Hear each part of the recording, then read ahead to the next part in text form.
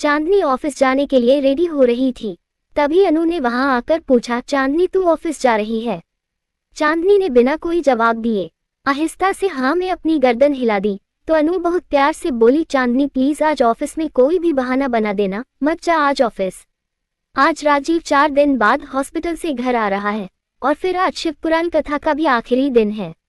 मांझी ने कल खास तौर से तुझे अपने साथ लाने को कहा था, इसलिए प्लीज मेरे साथ चलना। पर चाची मैं संजना से क्या कहूंगी, पहले ही इस मंथ में 2 छुट्टी ले चुकी हूँ, अब अगर और छुट्टी ली तो वो नाराज हो जाएगी। चांदनी अपने पर्स में अपना सामान डालते हुए बोली। अनु का चेहरा उतर गया और वो बिना कुछ कहे चांदनी का रूम ठीक करने लगी। उन्हें उदास देखकर चांदनी ने अपना पर्स छोड़ा और उनके पास आई। अच्छा ठीक है, नहीं जाती ऑफिस, अब तो मुस्कुरा दीजिए। चांदनी उन्हें साइड से पकड़कर बोली।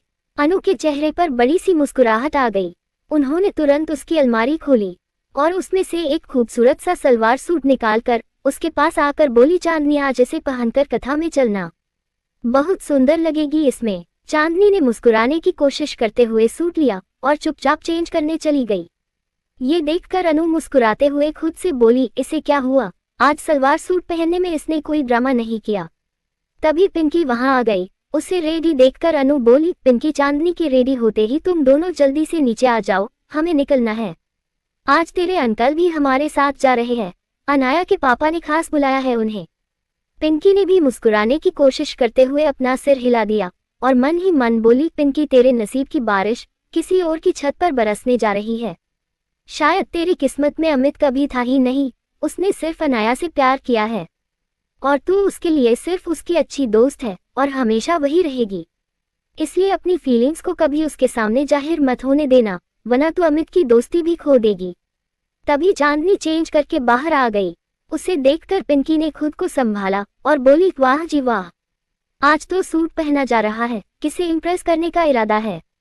चांदनी आईने के सामने खड़ी होकर अपने पहने ये निकालते हुए बोली, चाची की खुशी के लिए ये पहना है मैंने, इसलिए तू बेवजह हवा में मत उड़।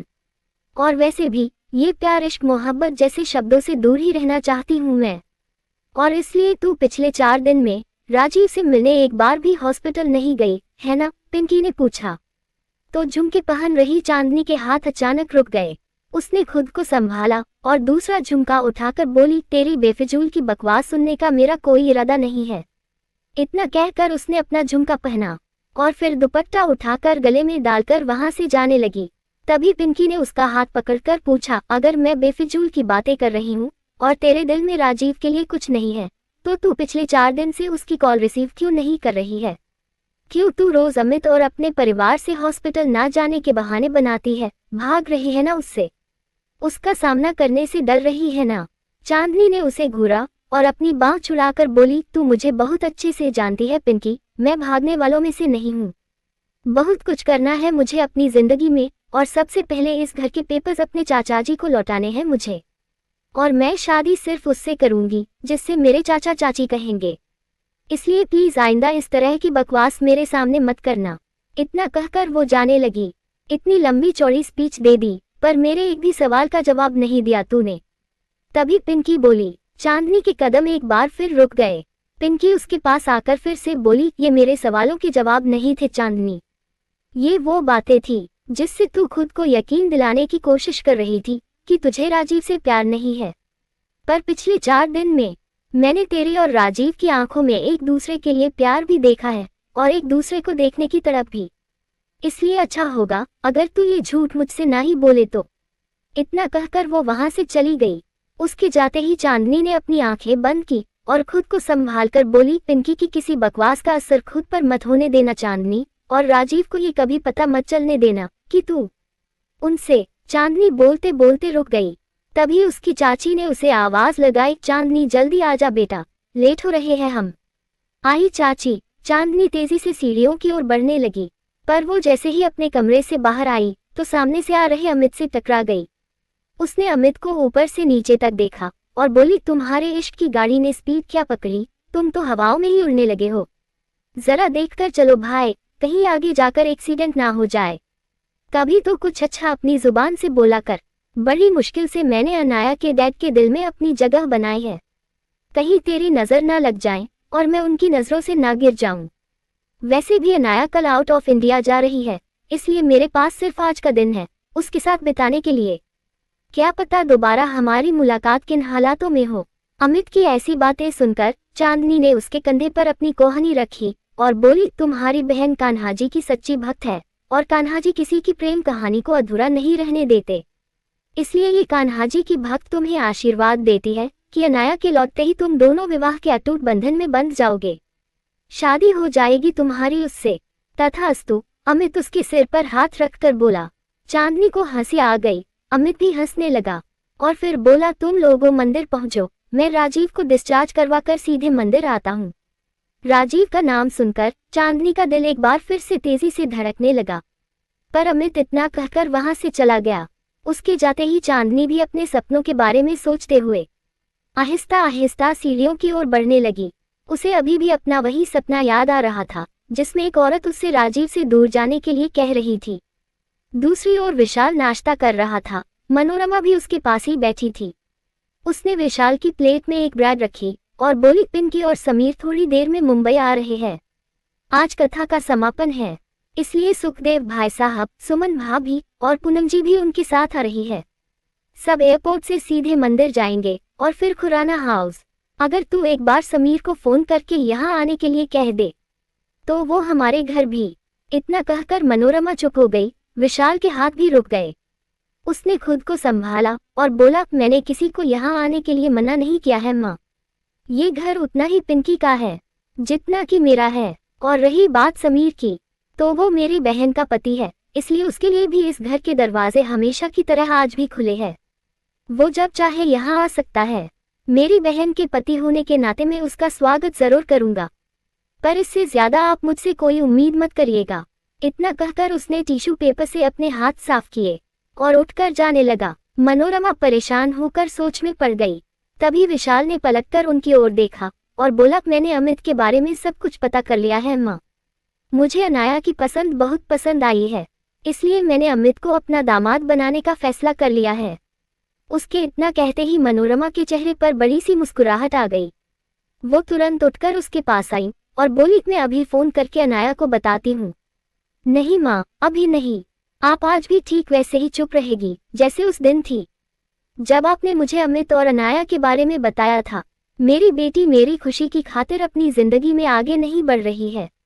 ये जानकर मैंने खुद को कैसे संभाला है ये सिर्फ मैं जानता हूँ, और मैं ये भी जानता हूँ कि अनाया इस शादी के लिए आसानी से नहीं मानेगी, इसलिए मैंने फैसला कर लिया है। जिस दिन वो न्यूजीलैंड से लौटेगी हम एक ग्रैंड पार्टी थ्रो करेंगे और उस पार्टी में मैं उसकी और अमित की सगाई कर दूंगा। वो चाहकर भी इतने मेहमानों के बीच इनकार नहीं कर सकेगी। विशाल की बातें सुनकर मनोरमा ने उसकी बांह को छुआ और बोली, विशाल बेटी की शादी करने जा रहा है। शादी के मौके पर सारा परिवार एक साथ हो तो ही शादी शुभ मानी जाती है, क्योंकि कई तरह की रस्में शादी में निभाई जाती है। कुछ रस्में मामा निभाते हैं तो कुछ बुआ निभाती है, कुछ भाई और बहन निभाते हैं तो कुछ पिता निभाता है। अनाया की खुशी की खातिर बीती बातें भूल जा और बस एक बार राजीव और समीर से बात कर ले। सब कुछ पहले की तरह ठीक हो जाएगा और अनाया बिना किसी फिक्र के ब्याह के अपने घर चली जाएगी।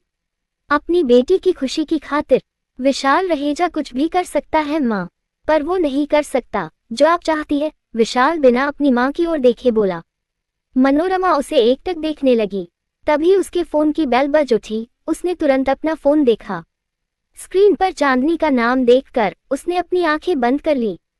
चांदनी का फोन है ना? तभी पास खड़ी मनोरमा ने पूछा।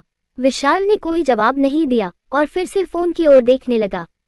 मनोरमा ने मुस्कुराते हुए अपना सिर हिलाया और वहां से चली गई। विशाल के फोन की रिंग बहुत देर तक बजती रही, पर उसने कॉल रिसीव नहीं किया। पर फिर कुछ देर बाद रिंग बजनी बंद हो गई। उसने ऊपर देखकर गहरी सांस ली और वहां से जाने लगा। तभी उसकी नजर युग पर पड़ी। विशाल वहीं रखे सोफे पर बैठकर बोला, जहां तक मुझे पता है मैंने तुम्हारे अकाउंट में इस महीने भी पैसे डालकर एक बाप होने की अपनी जिम्मेदारी निभा दी थी। पैसे मांगने नहीं आया हूं मैं डैड, वो तो मुझे मेरे भाई और नानी से भी मिल जाएंगे, युग ने उसे घूरते हुए जवाब दिया। विशाल ने अपनी भौहें उठाए और बोला, अगर अपनी दादी से मिलने आए हो तो वो अभी अभी उनके कमरे में गई है, और अगर अपनी बहन से लड़ने आए हो तो वो घर पर नहीं है। कृषि के साथ अभी थोड़ी देर पहले ही मंदिर के लिए निकली है।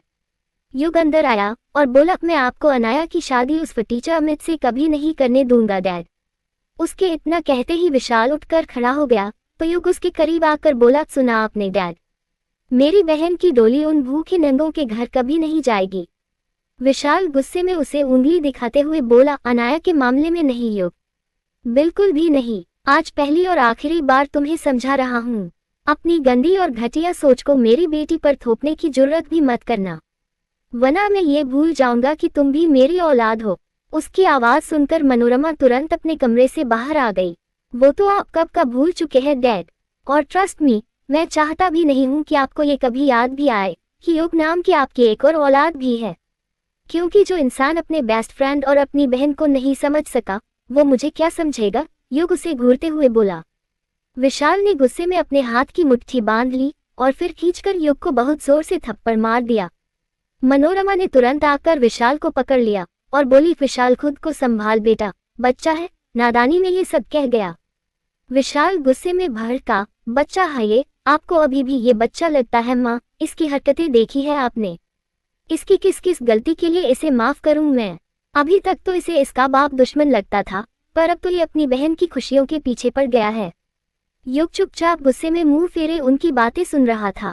तभी विशाल उसे घूरते हुए मनोरमा से बोला, पूछिए इससे माँ कि अगर इसके नाम के पीछे से विशाल रहेजा का नाम हट जाए तो इसकी क्या औकात है, फिर ये किस मुंह से अमित को फटीचा कह रहा है। अरे इसके मुकाबले में वो लड़का इससे कहीं ऊपर खड़ा है, उसके नाखून के बराबर की भी औकात नहीं है इसकी। एक बहुत ही समझदार और जिम्मेदार लड़का है अमित, अपने हर रिश्तों को मान देना जानता है, अपने पेरेंट्स का सम्मान करता है, और ये अपनी ही बहन की खुशियों का दुश्मन बन रहा है। कहिए इससे कि चला जाए यहाँ से और अगले कुछ दिनों तक अपनी शक्ल ना दिखाए ये मुझे। उसके इतना कहते ही युग गुस्से में चीखा, जा रहा हूँ मैं, पर जाते जाते आपको ये बता दूं कि आप बहुत जल्द अपने इस फैसले पर पछताने वाले हैं। वो अमित अनाया के लिए सही लड़का नहीं है, मेरी ये बात याद रखिएगा आप। इतना कहकर वो वहां से जाने लगा, पर कुछ कदम चलकर उसके कदम रुक गए और वो पलटकर बोला, और एक बात आपको बता दूं मिस्टर विशाल रहेजा, जितनी नफरत मैं आपसे करता हूँ उससे कहीं ज्यादा अपनी बहन से प्यार करता हूँ, और ये बात मैं आपको एक दिन साबित करके दिखाऊंगा। इतना कहकर वो गुस्से में वहां से चला गया। विशाल ने अपनी आंखें बंद की और फिर गुस्से में टेबल पर रखा फ्लावर पॉट हाथ मारकर गिरा दिया। दूसरी ओर अमित हॉस्पिटल पहुंचा और सीधे राजीव के कमरे में आया, पर राजीव वहां नहीं था। अब ये कहाँ चला गया, अमित इतना कहकर उसे ढूंढने लगा। उसने रूम के बाहर से जा रही एक नर्स से पूछा, एक्सक्यूज मी नर्स, इस रूम में जो पेशेंट एडमिट था वो कहाँ है। वो तो चले गए, एक लड़की आई थी उनसे मिलने, उसने उनका डिस्चार्ज करवाया और उन्हें लेकर चली गई, नर्स ने जवाब दिया। अमित सोच में पड़ गया, पर फिर बोला थैंक यू। नर्स वहां से चली गई। अमित ने तुरंत राजीव को कॉल किया तो संजना की गाड़ी में बैठा राजीव कॉल रिसीव करके बोला, हाँ अमित। राजीव यार मैं आ तो रहा था, थोड़ा वेट कर लेता। इतनी क्या जल्दी थी तुझे आज ऑफिस जाने की, अमित ने पूछा। राजीव ने गाड़ी ड्राइव कर रही संजना की ओर देखा और फिर बोला, आज एक बहुत जरूरी टेंडर खुलने वाला है अमित, जहां मेरा संजना के साथ होना जरूरी है। संजना मुझसे मिलने हॉस्पिटल आई थी तो मैंने अपना डिस्चार्ज खुद ही करवा लिया।